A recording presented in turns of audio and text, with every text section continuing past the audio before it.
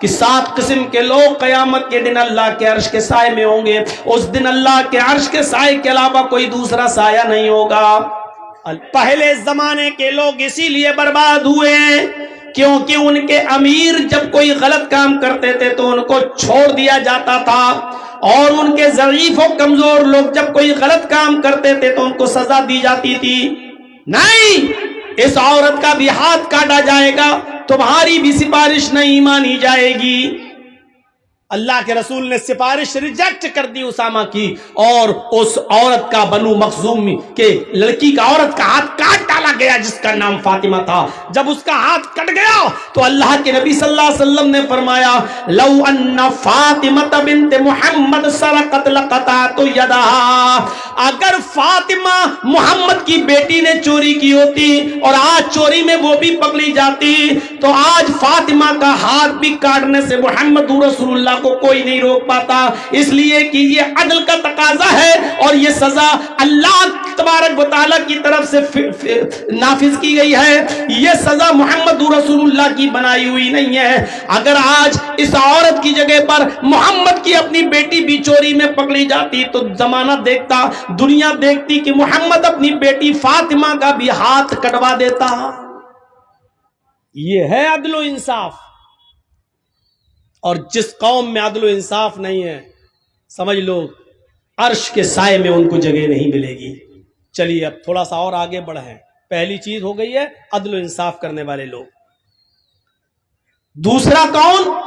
وَشَابٌ نَشَأَ فِي عِبَادَةِ رَبِّهِ، دوسرا وہ نوجوان جو اپنے رب کی عبادت میں لگا ہوا ہے. اپنے رب کی عبادت میں اس نے سب کچھ بھلا دیا اپنے رب کی عبادت.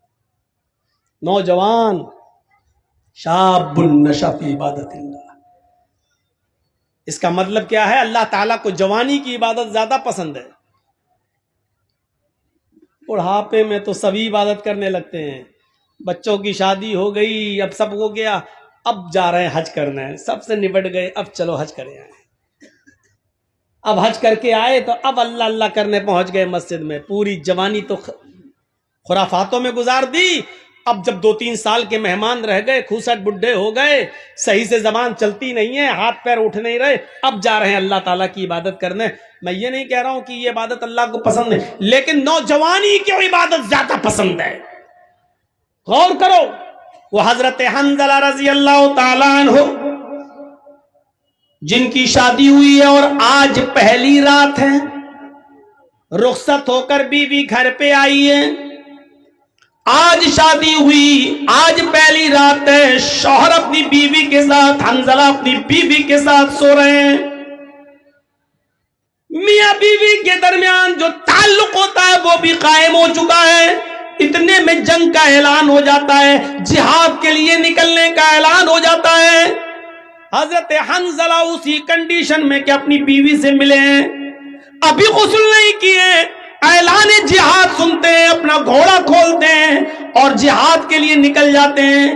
بیوی کہتی ہے اے میرے پیارے شوہر، میں تمہیں روک تو نہیں رہی ہوں، جہاد فرض ہے، تمہیں جانا بھی چاہیے، لیکن کم سے کم غسل تو کر لو، نہا تو لو. ابھی آپ نے میرے ساتھ صحبت کی ہے، میرے ساتھ ہم بستر ہوئے ہیں اور فوراً میدان جہاد میں جانے لگے ہیں، کم سے کم آپ غسل تو کر لو. فرمایا اے میری بیوی، اعلان نہیں سنا ہے، یہ ندائی، یہ آخری آواز ہے. اس آواز کو سننے کے بعد کوئی شخص بھی اب تھوڑی دیر بھی اپنے گھر میں نہیں رک سکتا ہے.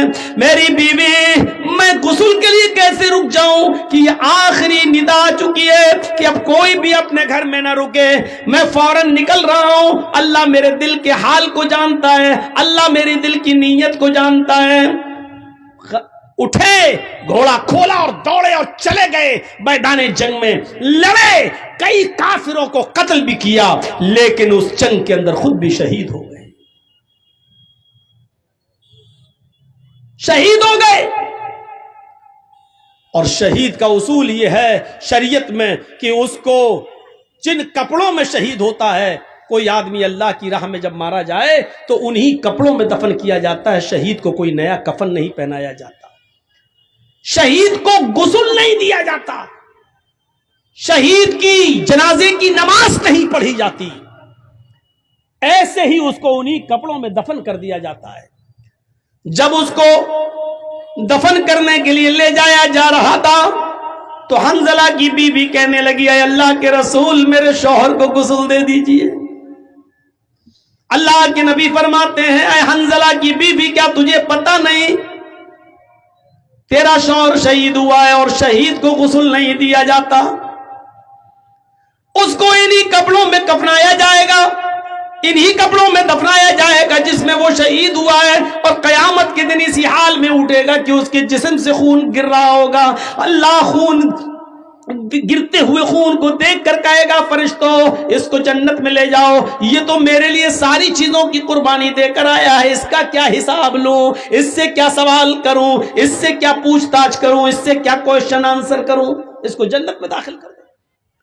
حنظلہ کی بیوی کہتی ہے اللہ کے رسول میں کیسے بتاؤں, ان اللہ لا یستحی من الحق, اللہ تعالی حق بات سے نہیں شرماتا ہے. میری شادی ہوئی تھی, حنظلہ نے میرے ساتھ رات گزاری تھی اور میرے ساتھ صحبت کی تھی, اور جب آخری اعلان سنا تو بغیر غسل کے وہ نکل گئے اور جہاد کرنے لگے. میں اس غسل کی بات کر رہی ہوں جو غسل بیوی سے ملنے کے بعد کیا جاتا ہے. حنظلہ کو وہ غسل دے دیجئے کیونکہ حنظلہ بغیر غسل کے نکل گئے تھے اور وہ شہید کر دیے گئے. تھوڑی دیر توقف کیا, اللہ کے نبی جناب محمد رسول اللہ تھوڑی دیر رکے رہے اور تھوڑی دیر کے بعد فرمایا ساتھیو اس جنازے کو اٹھاؤ اور قبرستان میں لے جا کر ان کو دفن کرو, میں بھی چل رہا ہوں. حنظلہ کی بیوی پھر بولی اے اللہ کے نبی اتنی دیر رکنے کے بعد بھی آپ نے غسل نہیں دیا. فرمایا اے حنظلہ کی بیوی اپنے گھر جا, تیرے شوہر کو محمد رسول اللہ کے غسل کی ضرورت نہیں ہے. آسمان سے 70,000 فرشتے زمین پر اترے اور ان فرشتوں نے تیرے شوہر کو غسل دے دیا. تیرا شوہر غسیل الملائکہ ہے, فرشتوں نے تیرے شوہر کو غسل دے دیا ہے. تیرے شوہر کو ہمارے غسل کی ضرورت نہیں ہے, تیرا شوہر فرشتوں کے ذریعے غسل دیا ہوا ہے. اور پھر حنظلہ کو دفن کر دیا گیا. میرے بھائیوں یہ نوجوانی کی عبادت تھی, اپنی پیاری بیوی کو چھوڑ دیا, پہلی شادی پہلی رات 24 گھنٹے بھی اپنی بیوی کے ساتھ نہیں رہ پایا اور اعلان سنا نکل گیا, جہاد کیا اور قتل ہو گیا, شہید ہو گیا. ایسا نوجوان اللہ کے عرش کے سائے میں